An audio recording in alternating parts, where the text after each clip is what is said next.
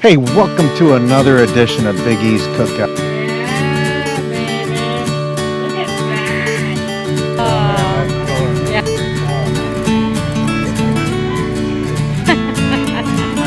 that. So as you know, one of the big reasons why we decided to toss the gauntlet down $9,500 a year. and put ourselves under the gun to save money on campgrounds. Yeah, RV camping, we can camp for free, but we sure can't seem to get away from maintenance and insurance and whatever else we've got. Is because we've been reviewing our expenses over the last few months.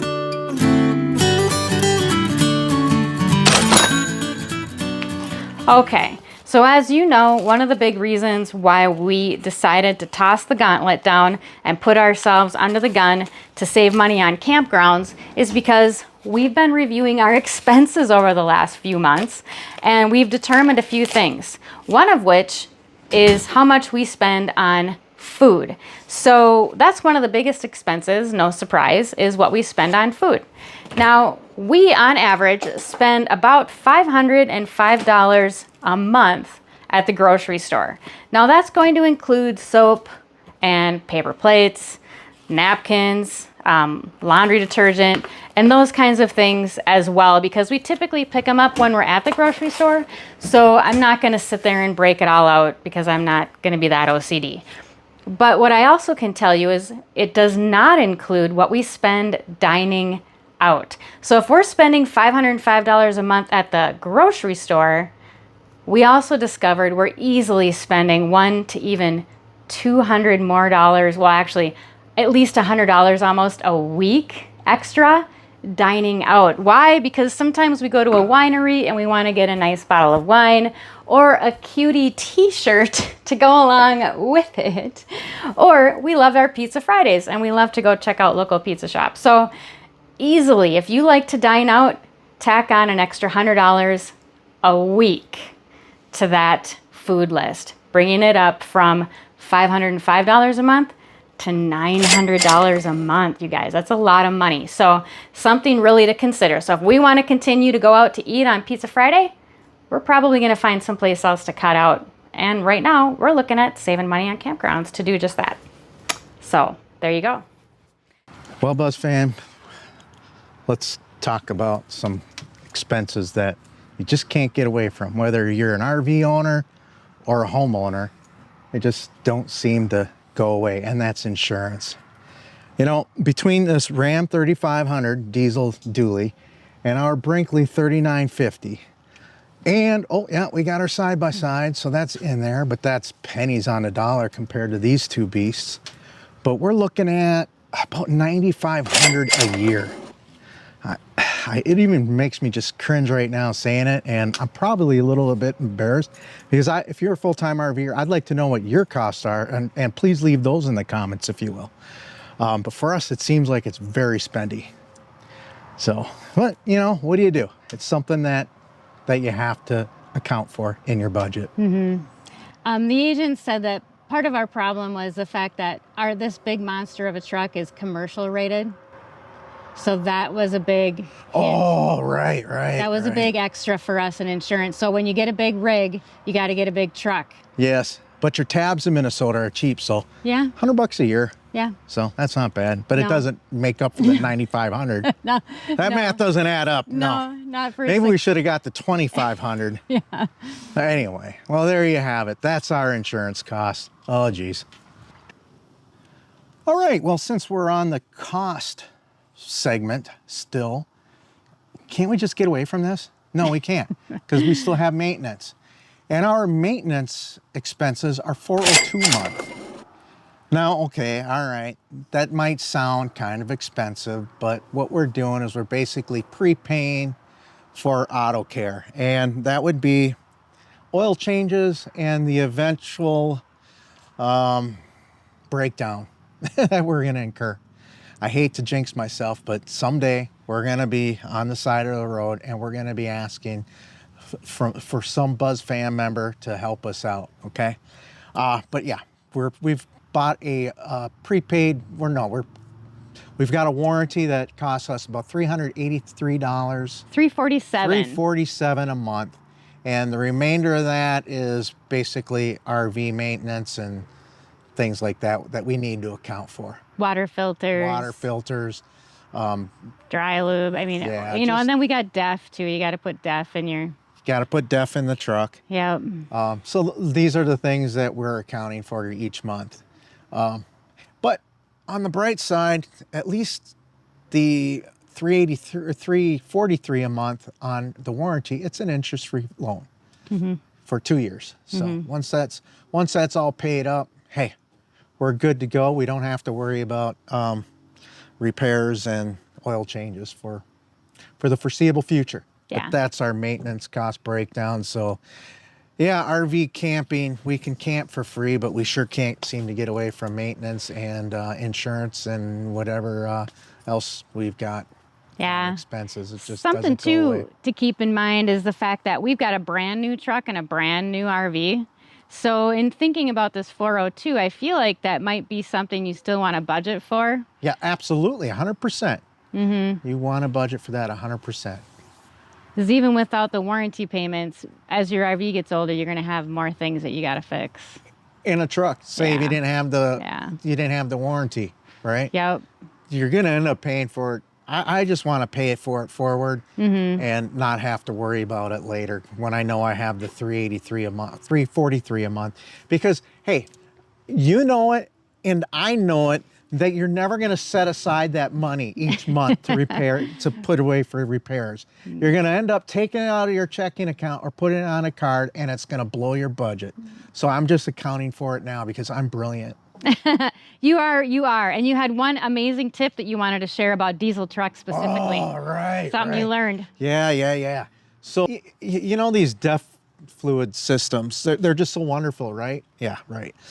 You know, just a tip. Whenever you are idling for any extended period of time, turn off your truck. Don't let it idle. It clogs up your filters. It can create a lot of awful problems for yourself and your truck. So just turn it off. If you're at a car wash, turn it off. Pumping diesel, turn it off. What if you're traffic and you're not going anywhere for an extended period of time? Turn it off. That's my tip for you. It'll save your truck. Okay, another line item on our monthly budget is going to be utilities. So in our old house, the utilities may have included things like a trash bill or an electric bill. In this case, it's a little bit different, where we've included simply our Wi-Fi, our cell phones, and our TV service provider. That's what we kind of consider regular monthly utility payments. Now, there are occasions when you might need to pay for electricity or even sewer on top of your campsite costs. So it's important to keep track of the amenities when you're booking your sites. Just a heads up on that. For us, though, we have been fortunate enough to have just regular campsites with full hookups, or we've boondocked. So that means that we have paid our $89 a month to YouTube TV, and our cell phone is with T-Mobile. We've also bundled in Wi-Fi with that, so our monthly cost for the phone and T-Mobile Wi-Fi has been $250. Now, Starlink is another option for us. We did purchase the kit, and over the last 4 months, we did have 1 month where we needed to use it. Now, I'm going to let you know right now, there's no sense in trying to do anything less than the unlimited roaming plan when you're out in your RV, because the rest of it is never going to be enough. And any of the other plans, though less expensive, you're never going to get enough gigs. So the roaming RV plan is $165 a month, bringing our average over the last 4 months for all three things about $396. So that's our utility line item for our budget. Hey, welcome to another edition of Big E's Cookout. We are here at the Royal Oaks RV Park in Bemidji, Minnesota, and we are here to talk about costs. I'm going to tell you one thing, that fuel is one of our biggest, that takes up the largest portion of our budgets every single month. And it's month after month after month after month. We are spending a lot of money on propane here and diesel and gas to get us around town. So on average, we spend, I believe, $160 on $116 on propane a month, and that's to run the generator, to fuel our cooking habits, which really doesn't take up a whole lot. It's mainly to run the generator. The grill, it doesn't really take that much, but diesel, we're talking 516. 532. 532. It's a good thing I got but $532 a month on just fuel to run our diesel truck. And we have a car that we've been using over the summer just to kind of help compensate the amount we have to use the truck, because we've had exceptional driving necessities that we needed this summer to get around. But I'll tell you what, you need to be prepared for those kind of costs if you're gonna become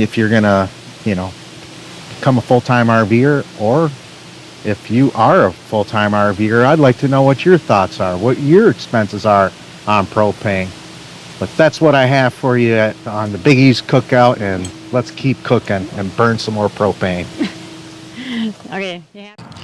Okay, we didn't want to end the video without talking a little bit about some discretionary spending. Now, obviously, we have some budgets and they're relatively restricted with certain things, but obviously things come up, right? They do. They come up all the time. Surprises. But yeah, we have two accounts.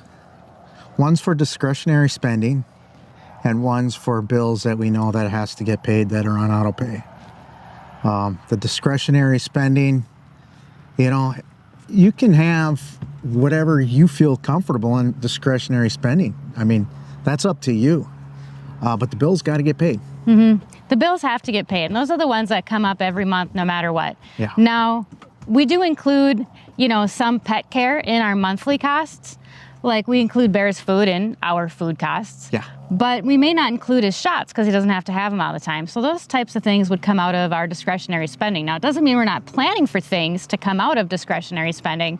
So giving us, if like free money or whatever is going to vary every month, depending on what it is we're willing to put into that pot, right? Yeah, exactly. And whether, maybe we go out we go get tickets to a show or to an excursion. Like on a date? Maybe. Or maybe it's to a fancy steakhouse. Or something like that. But, discretionary spending is something you get to have control over. So we didn't want to ignore the fact that certainly we're out here and we're traveling. So we're going to spend some money on doing some things and having some experiences. But those are discretionary. We get to pick. We get to choose what we want to spend that cash on. And we get to take BuzzFam on some of the stuff. Yeah. Yeah, it's all for your benefit, peeps. Yeah. All right, cool. Well, that'll wrap it up for costs for us. Yes. In this week's episode. Not that this is all we talked about this week, but no, we're sharing the goods with you guys so you know how much you can plan on spending when you decide to head out to the road. Yeah, and pretty soon we'll talk about rent-free camping. Yes, more tips. More of it, more tips and tricks on rent-free camping. We got the goods. Yes. Okay. Okay, Buzz fam. I gotta break into this week's episode to share some incredible insights with you. We came to the Bemidji Speedway for one thing and one thing only. The inside scoop on Chef Randy's Chicken Shack. And let me tell you, the locals did not disappoint. They told us about the legendary Big Sexy Burger. Hands down, the best burger in town. Covered with cheese curds, crispy bacon, and some secret yum yum sauce. This is seriously good eats.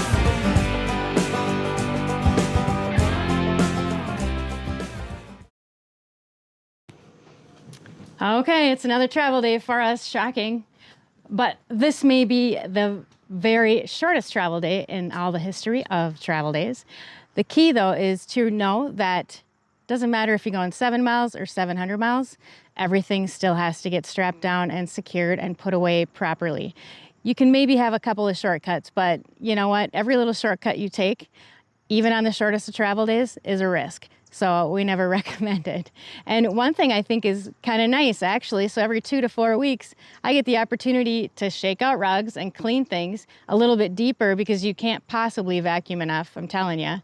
And it's kind of nice. So then when we arrive, we set up and everything is nice and clean. I love that. A little bit of OCD in me coming through. Okay, we got a few more things to do. Eric's working on the tanks. I'm going to finish up inside and we'll get ready for the slides and drive the side-by-side in. Hold tight.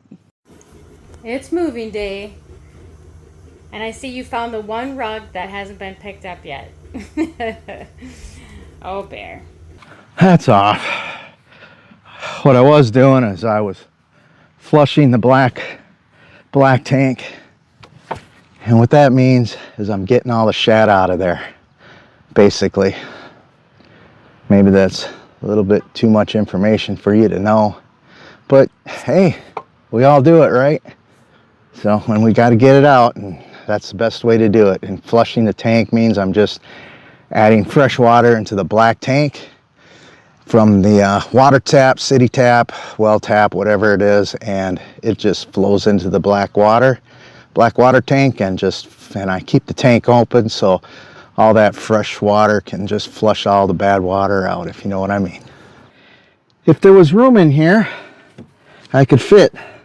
We must have a lot of water in here because I just found a snail. By the way, thanks for watching, man. I know this isn't always the funnest of times or the best of times, but they're not the worst of times. So you know what? I enjoy having your company. You tagging along with us means a lot to me, Buzz fam. All right, I'm gonna get to work. Again, thanks for watching, Buzz fam.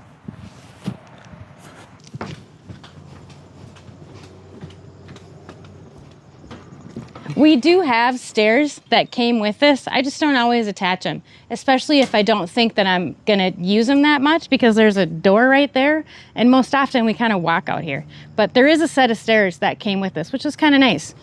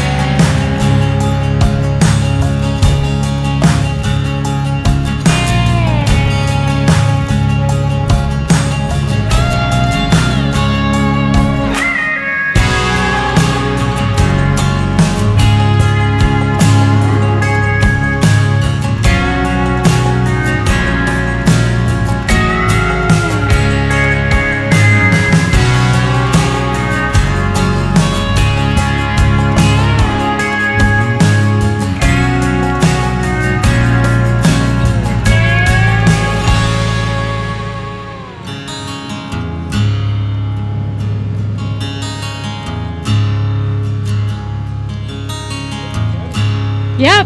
Thanks for pulling the stake. We made it. And this time I think we got here almost as quickly as you guys saw us get here. That's a first. Okay, so we couldn't get enough of Forestedge Winery, could we? No, we couldn't. We had to come back and check out this art fair. And I'm starving. We just got done setting up. Yes. It probably took us almost the same amount of time to travel as it did for you guys to see us get from one place to the other this time. Because it was so fast. They're so close together. But I'm starving. So we promised Forestedge that we'd come back and check out their art fair, and we're going to eat because there's a really good place that we're looking forward to seeing. Yeah. Right? There's no question about it. Yeah, we're starving. We heard this mac and cheese that this guy makes there at that food truck, the Mac in the Box. Mac in the Box. Yeah, it's we met him. Fantastic. So we met him. We're hoping that we might be able to get him in a future episode. We'll see how that goes. Yeah. But I'll tell you what, you guys are gonna from what we hear, you're gonna love this place. Yeah, I gotta tell you, this Bemidji area and all the things they have going on, there's so much here that's just right up my alley. From the wine to the small town, quaint, picturesque town you get to walk through, and the sculpture. They have a sculpture walk through town, and now they've got an art fair with local artisans. I'm in heaven. I love it. I'm really excited. But first, I'm really hungry. Let's go. Okay, we'll see you there. See you in a little bit, Buzz fam. Thanks for watching. I know you.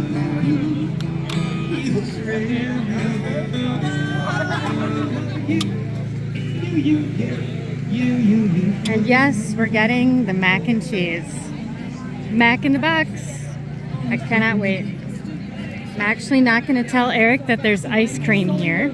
We're going to keep that to ourselves for now.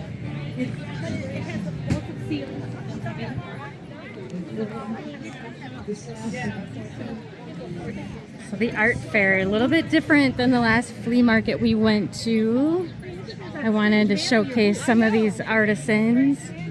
They're all local. Beautiful.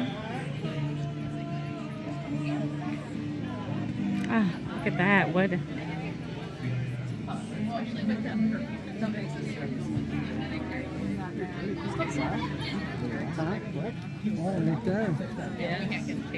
Oh, very cool. So this is the Forestedge Winery Annual Art Fair. They've been doing it for a number of years. Potters, painters, and wine for sale everywhere. Oh my gosh. So art is so talented. Oh my gosh, look at these photos.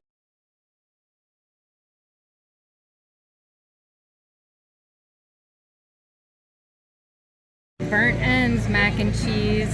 Burnt ends mac and cheese from the Mac in the Box. Okay. Looking good. What do you got the next? And What's next?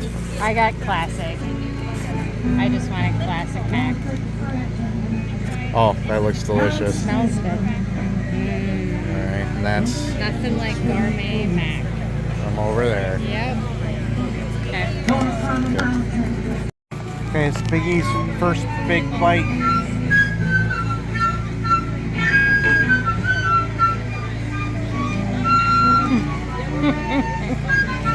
Oh man, that's killer. Yeah. Oh.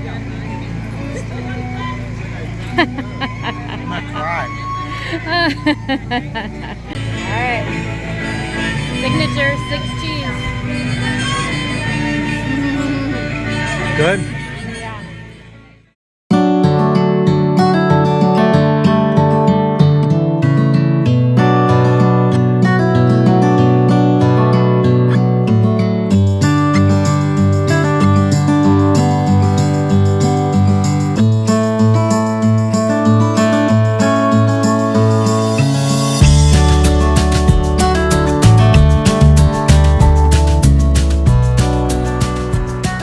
Buzz fam, we promised to talk about how to RV camp for free, and we're not holding back any promises, so we're going to deliver on that. And one of the ways that we have learned to camp for free is to boondock.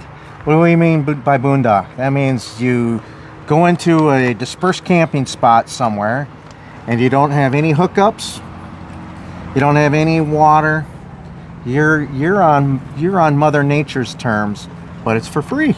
Yeah, kind of like, well, we talked a little bit about mooch docking. Mooch docking is when you spend time at a friend or family, someone you know, you park it.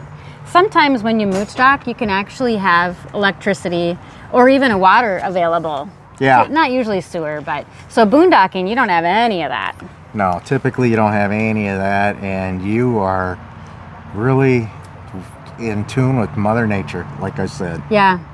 That's It's usually really peaceful though, and usually amazing. very amazing.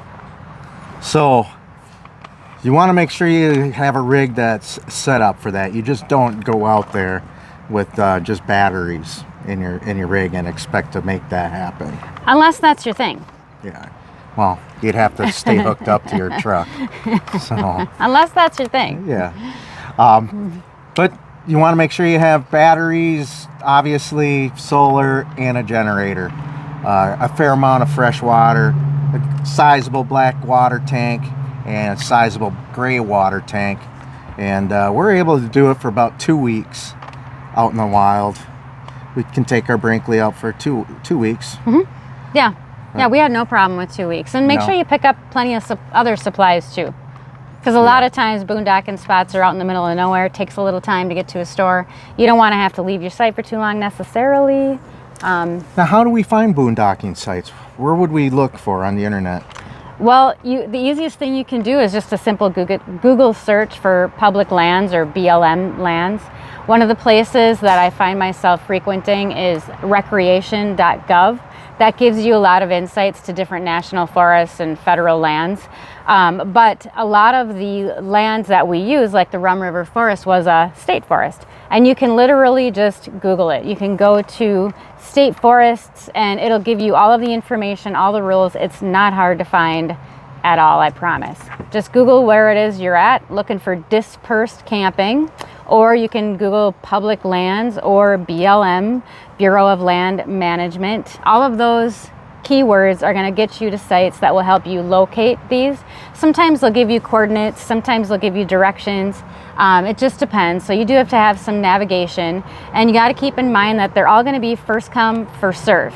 It's not going to be typically not reservable, I should say. So you're going to be, you're going to go there and see what's available for you. And most of the time you're going to find some. When we went, we found an amazing location. One thing though is once you get there, you park it. You don't want to get there, see it, and leave because it might not be there when you get back. Correct. It's first come, first serve. So if you're not there, that's anyone's gig then. Yeah. So and we really, I'd say, I mean, we really love boondocking. It's peaceful. You're really out in nature. You get to see some incredible sights. And I mean, I don't know, there's just something about that freedom. Again, that freedom. We use that word so much. We use that word so much. And I prefer boondocking as well. Yeah. Not to say that these full hookups aren't to be appreciated, because we do appreciate cleaning the tanks. And we're on 4 months of free camping, Buzz fam. Yep. And we've got some more tips and tricks to learn how to camp for free on future episodes to include these beautiful, all amenities included for free. Believe it or not. Yes. We don't just boondock. We do like our KOAs and RV parks, and we've learned how to camp for free at these. It's not for everyone. I don't know why it wouldn't be, but it's not. But we're willing to share it with you. Yeah, we will. Now, I think on our next episode, we are heading north, are we not? We are heading actually due east of here. Oh wait, no, we are heading north. That's right. I'm so sorry. You're right. We are heading due north to the one national park we have in Minnesota. There is one national park in Minnesota that Buzz fam, we on Boondock Buzz have not explored yet. So we're going to be heading to the Boondocks, due north, to see Voyagers. If you've not been to Voyagers, you're not going to want to miss this episode that's coming up next. It's just 1 week from today, coming out on Saturday at, I don't know, I think it's like 9 a.m. or so, 10 a.m. You're not going to want to miss this. Hopefully we're going to tread water beautifully out there. That's your hint. Yeah, Voyagers is one unique national It's park. beautiful. Yeah. It's Yeah. beautiful. I'm It's not- excited just to go. It's not for the faint of heart. Now, if you like this Buzz fam, this episode, you've got 2 more episodes on each side of your screen. And until next time, always remember to keep your moral compass pointed north.